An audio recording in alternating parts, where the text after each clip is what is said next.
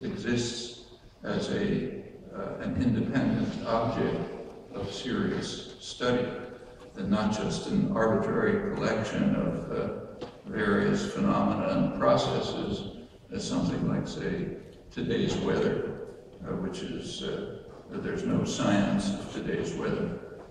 That language exists in a serious sense. It might seem uncontentious, but it's very far from that. In fact, a major tendency in contemporary cognitive science, possibly the dominant one, holds that it does not exist, and sometimes states that forcefully and explicitly. It should be recalled that there's nothing new in this stance.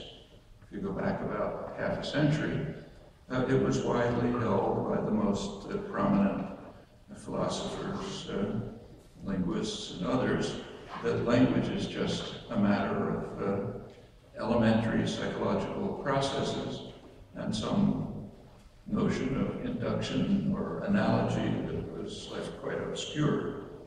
So, for example, for W.B. Quine at Harvard, the most influential philosopher, I suppose, in the world concerned with the general issues, for him, a language is just, I'm quoting him, a fabric of sentences associated with one another and with stimuli by the mechanism of conditioned response, and a rather arbitrary fabric depending on the accidental course of conditioning, which will differ from one person to another.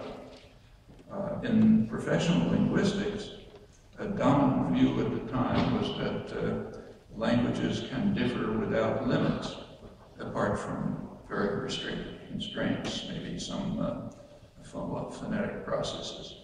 Incidentally, pretty much the same view was held in biology at the time about organisms.